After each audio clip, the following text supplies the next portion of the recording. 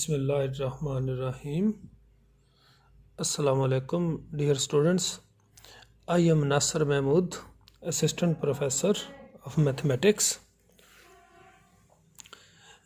आज हम जो डिस्कस करने चाह रहे हैं वो non homogeneous linear differential equations है। पहले हमने होमोजेनियस लीनियर डिफरेंशियल इक्वेशंस को डिस्कस किया था।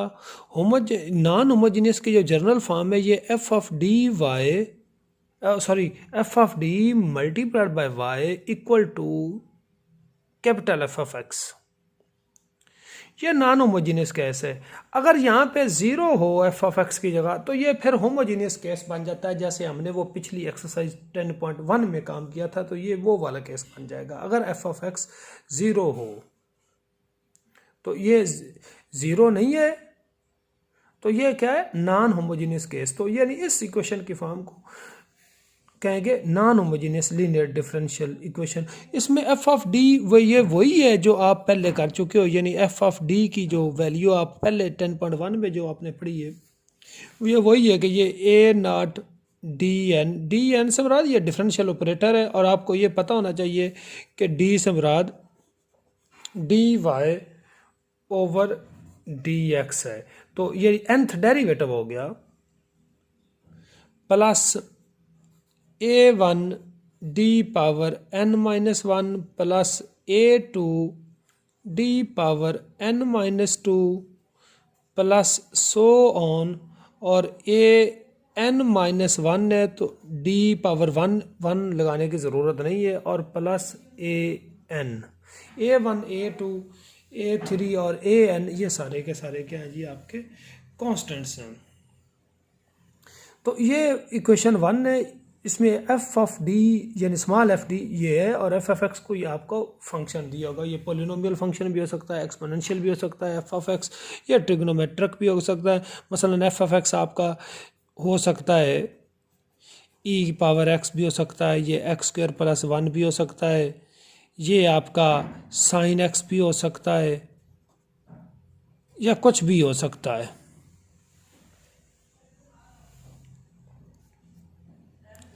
तो ये तो हुई जी इसकी डेफिनेशन। अब इसको सॉल्व करने का नहीं, यानी ये वन इक्वेशन जिसमें एफ ऑफ डी की ये वैल्यू है, इसको सॉल्व करने के लिए इसके दो हिस्से हैं। एक हिस्सा ये है, एक हिस्सा एफ ऑफ एक्स वाला है। तो ये एफ ऑफ डी इसके यानी ना दो पार्ट्स हैं, यानी कंपोनेंट्स हैं इसके सॉल्यूशन में। एक है कम्प्लीमेंट्री फंक्शन और दूसरा कहलाता है पर्टिकुलर इंटीग्रल। यानी the solution of this equation it consist of two functions. एक है कम्प्लीमेंट्री फंक्शन। कम्प्लीमेंट्री फंक्शन आपने कैसे निकालना है, उसके लिए आपने यहीं से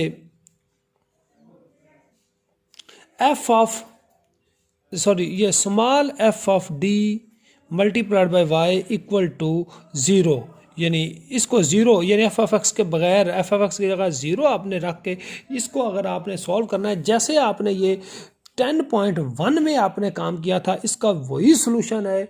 और इसका जो कम्प्लीमेंट्री फंक्शन है उसका जो सॉल्यूशन आएगा उससे को वाई सी से डिनोट करेंगे। किससे डिनोट करेंगे? It is Y C. ठीक हो गया जी। दूसरा इसका जो हिस्सा है वो पर्टिकुलर इंटीग्रल है।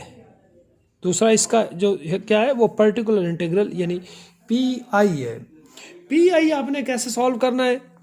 इसी इक्वेशन वन को अगर आप देखेंगे कि y यहाँ से किसके बराबर हुआ, एफ ऑफ डी इसका नीचे आ गया, यानी F x over F D या 1 over F D multiplied by F of x. आप इसको सॉल्व करेंगे तो ये आपका क्या आ जाएगा, वाई पी पर्टिकुलर इंटीग्रल, उसको डिनोट करेंगे वाई पी से। तो जो इसका जनरल सॉल्यूशन है वो उसको कहेंगे हम वाई, तो वो वाई सी यानी यहाँ से कम्प्लीमेंट्री फंक्शन वाई सी और particular integral plus Y P, इन दोनों को जो यहाँ से और यहाँ से निकलेगा वो आपका इस इक्वेशन का जनरल सॉल्यूशन आएगा। यह तो हुआ जी इसका थोड़ा सा बैकग्राउंड कि आपने इसको कैसे सॉल्व करना है। अब इसके कुछ स्पेशल केसेस और डिफरेंशियल ऑपरेटर और इन्वर्स डिफरेंशियल ऑपरेटर के कुछ केसेस हैं जिनको हम स्टडी कर लेते हैं। इनका आज हम प्रूव नहीं करेंगे लेकिन इनका यूज़ काफ़ी होना है तो हम उनको आप देखते हैं, यानी प्रॉपर्टीज़ ऑफ डिफरेंशियल ऑपरेटर्स। पहली प्रॉपर्टी है कि E power B X D N, यानी उसका nth डेरिवेटिव या डिफरेंशियल ऑपरेटर लेंगे तो ये बी ए वैसे बी एक्स ई की पावर बी एक्स बी की पावर n साथ आएगा। ये भला बी की पावर n कैसे आना है ये मैं आपको थोड़ा सा एक्सप्लेन करके देना चाहता हूँ। ये बी की पावर n आपका इस तरह आएगा कि ई पावर बी एक्स का अगर आप डी से बराबर पहला डेरिवेटिव लेते हैं तो ये ई पावर ए एक्स वैसे ही और साथ एक्स बी एक्स और बी एक्स का डेरिवेटिव बी आ गया, डी टू दूसरा डेरिवेटिव यानी ये इसका डेरिवेटिव लेंगे B E power B X. अब ये बी कांस्टेंट है तो ये पहले आ गया, आगे ई की पावर बी एक्स का फिर B E power B X तो ये बन गया जी बी स्क्वेयर बन गया E power B square E power B X. तो इस तरह अगर इसका nth है तो b की पावर n आएगा। अच्छा जी एफ डी यानी ए ई पावर बी एक्स तो इसमें b को d से रिप्लेस करेंगे, a वैसे constant, f of b E power B X आएगा, ये भी कहीं यूज होगा। फिर आगे d power n u E power B X वैसे ही, और d में ये b प्लस करके उसकी पावर n लिखेंगे और साथ u multiply as it is हो जाएगा। u क्या फंक्शन ऑफ x है।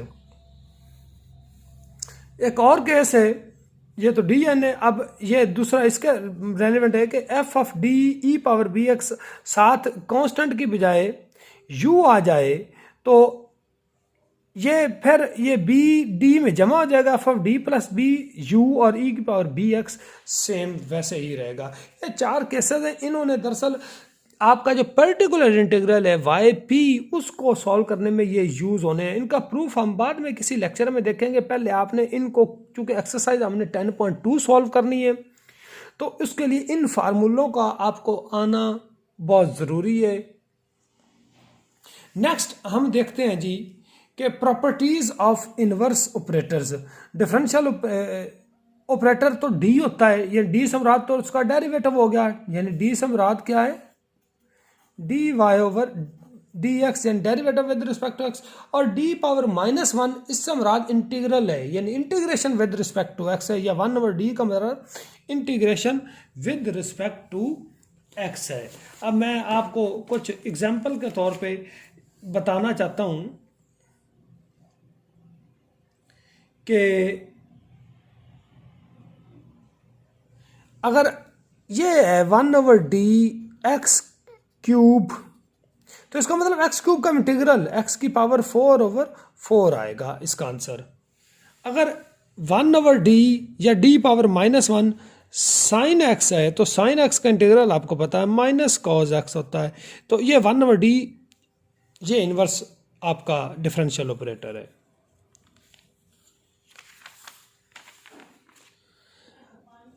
आगे कुछ और फार्मूले हैं अबाउट इसी इनवर्स ऑपरेटर के बारे में कि 1 over F of D A E power B X, तो A E power B X वैसे ये बी डी से रिप्लेस होके एफ ऑफ बी आ जाएगा। इसमें कंडीशन ये होनी चाहिए कि एफ ऑफ बी 0 नहीं होना चाहिए, अगर ये 0 हो तो ये फिर और केस बन जाता है, तो उसको फिर हमने एक और वे में देखना है। ठीक हो गया जी। नेक्स्ट आ गया जी कि 1 over F of D E power B X, अगर ये कांस्टेंट तो ऐसे अगर u है तो बी एक्स वैसे u इधर, और u की सूरत में यानी x का कोई फंक्शन है तो ये बी डी में प्लस हो जाएगा 1 over F of D plus B और u वैसे। इसको कहते हैं शिफ्ट थ्योरम। ये जो सेकंड केस है इसे क्या कहते हैं, शिफ्ट थ्योरम। यानी अगर कांस्टेंट है तो ये वैसे ही, अगर साथ ई पर बी एक्स के साथ कोई फंक्शन है यू से मुराद के एक्स का कोई फंक्शन है तो फिर ये शिफ्ट थ्योरम बन जाएगा। अच्छा जी, उसके बाद आ गया जी ज़रा, अगर यहाँ पे मैंने जैसे बताया केस 1 में जो एफ ऑफ बी है वो ज़ीरो नहीं होना चाहिए। अगर ये ज़ीरो बन जाता है तो फिर आपने क्या काम करना है कि नीचे डेरिवेटिव लेंगे और ऊपर आप एक्स लगा देंगे, यानी ए ई पावर बी एक्स वैसे ही, और साथ एक्स लगेगा, नीचे डेरिवेटिव, और फिर आप डेरिवेटिव को एफ डैश डी में बी पुट कर देंगे। तो शर्त ये होनी चाहिए कि फिर एफ डैश बी डी या एफ डैश बी, जब डी को बी से रिप्लेस करेंगे तो ये ज़ीरो नहीं होना चाहिए। और अगर ये फिर ज़ीरो हो जाता है, again if F dash B equal to zero, तो फिर आप क्या करेंगे, 1/f D A E power B X, जहाँ पे x पहले था तो एक और x लगाएंगे तो ये x स्क्वायर बन जाएगा ए ई पावर बी एक्स, और नीचे एक और डेरिवेटिव लेंगे f डबल डैश डी। तो ये आपने दोनों को देखना है कि यहाँ पे ज़ीरो नहीं होना चाहिए, और ये भी दूसरे का भी यही आपने इस हिसाब से चलना है। नेक्स्ट कुछ और इम्पॉर्टेंट रिजल्ट्स हैं कि अगर साइन ए एक्स और 1/f डी स्क्वायर हो, साइन ए एक्स, तो साइन ए एक्स और ए को यहाँ पे डी स्क्वायर को माइनस ए स्क्वायर से रिप्लेस करेंगे, provided F of minus A square is non zero. अच्छा जी, cos F of 1/f D square cos X, तो कॉज एक्स वैसे, और डी स्क्वायर की जगह माइनस ए स्क्वायर नीचे भी आ जाएगा। इसमें भी वही condition, F of minus A square zero नहीं आना चाहिए। फिर है जी कि 1/d स्क्वायर प्लस ए स्क्वायर और साथ उसका साइन ए एक्स हो तो ऊपर माइनस एक्स आ जाएगा, और कॉज एक्स, क्योंकि साइन का जो इंटीग्रल है वो कॉज होता है, कॉज एक्स और माइनस भी आएगा, ऊपर एक्स नीचे 2 है। अच्छा, कॉज एक्स है तो साइन एक्स बन जाएगा, और ऊपर एक्स और नीचे 2a आ जाएगा। अच्छा, ये कुछ और आपको मैं फार्मूले बताना चाह रहा हूँ, वो ये हैं कि ये बाइनोमियल सीरीज हैं 1 + x पावर n, ये 1 + n(x + n × n - 1/2 factorial x square and so on. 1 + x power -1 जो है ये किसके बराबर है, 1 - n(x + x square -x cube + x की पावर 4 एंड सो ऑन। ये भी आपने ज़रा ज़हन में रखना है।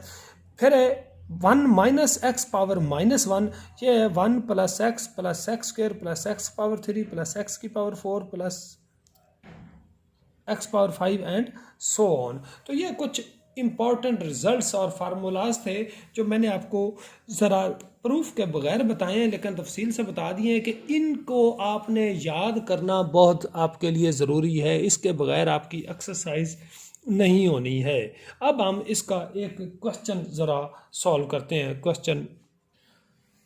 अब हम क्वेश्चन नंबर 1 जो है वो सॉल्व करते हैं, ताकि जो आपने पहले सारे फार्मूले और कुछ रिजल्ट्स मैंने आपको बताए हैं उनको पहले एक दफ़ा फिर मैं आपको बता रहा हूं कि क्वेश्चन स्टार्ट करने से पहले जितना मैंने काम आपको करवाया है उसको आप अच्छी तरह रिवाइज कर लें।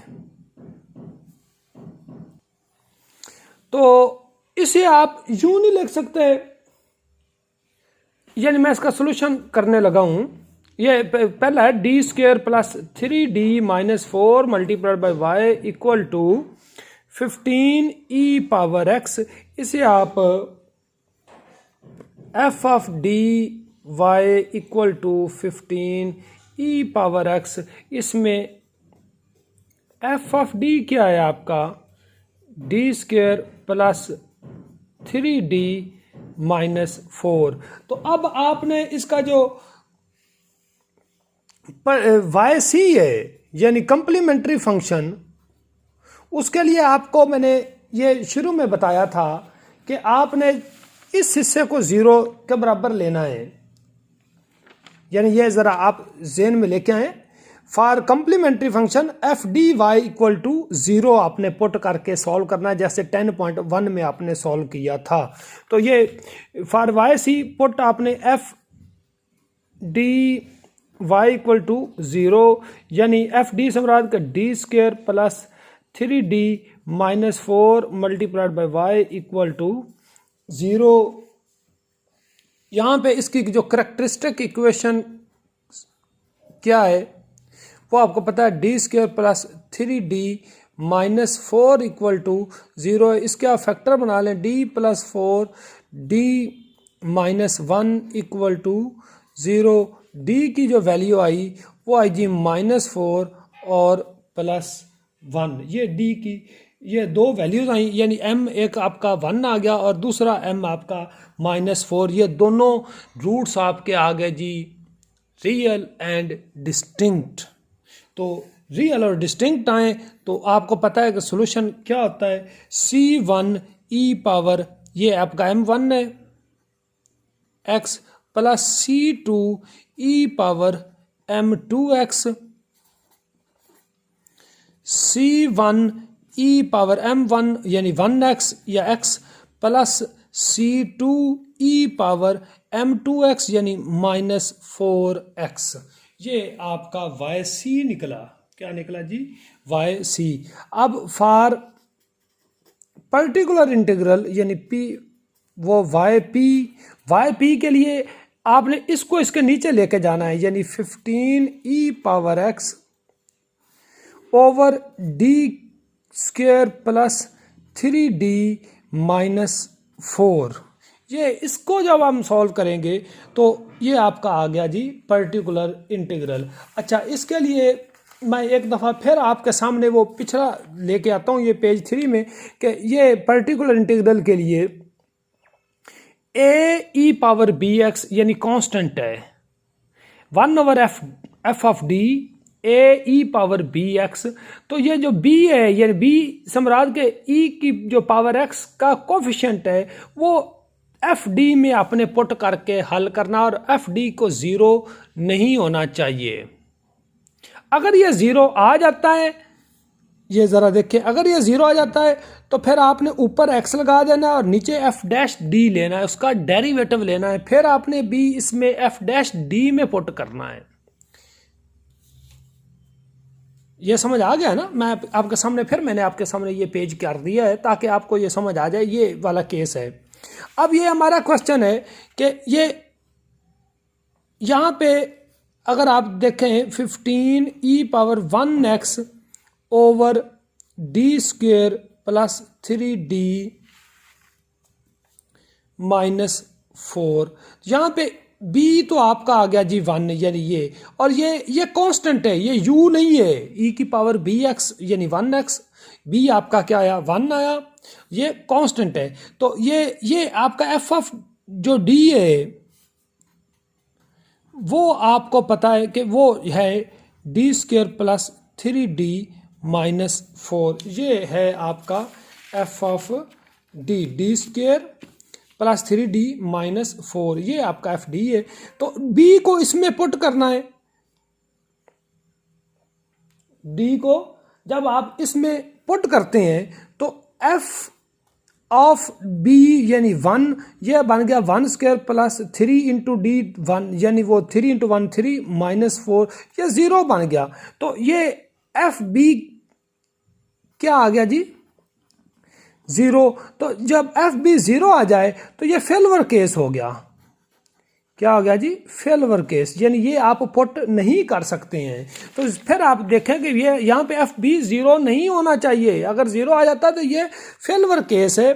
तो इस सूरत में मैंने बताया कि ऊपर आपने एक्स लगाना, नीचे फिर आपने क्या लेना है, डेरिवेटिव लेना है 1 ओवर एफ डी ए ई की पावर बी एक्स। यहाँ पे ए आपका है 15 ई पावर बी एक्स, बी आपका 1 है, नीचे F of D.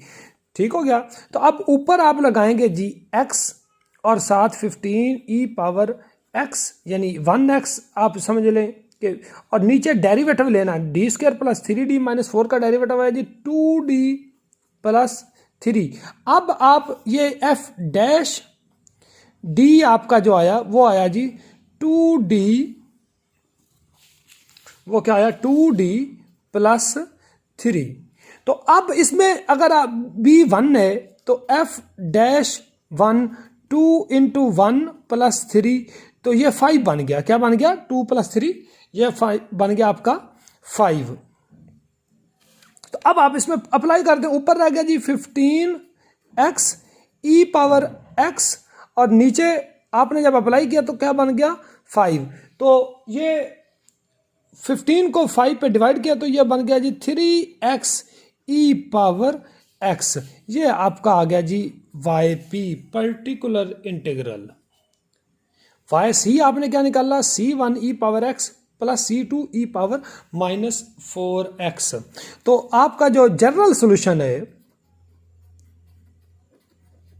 General solution वो y equal to yc plus yp। yc आपका क्या है? c1 e power x plus c2 e power -4x और प्लस yp की वैल्यू है 3x e पावर x। ये आपका आंसर आ गया जी। तो आई होप कि आपको इस क्वेश्चन की समझ अच्छी तरह आ गई होनी है। लेकिन इस क्वेश्चन को मैं फिर कह रहा हूँ, क्वेश्चन और एक्सरसाइज के मज़ीद क्वेश्चन करने से पहले इसके कोई 1-2 क्वेश्चन आपने और भी ट्राई करने हैं। लेकिन जो पहले मैंने आपको 4 पेजेस पे सारे इसके थ्योरी और फार्मूले आपको बताए हैं बार बार, उनको आपने अच्छी तरह तैयार करना है। उसके बगैर आपकी ये एक्सरसाइज और चैप्टर नहीं होना है। Thank you ji.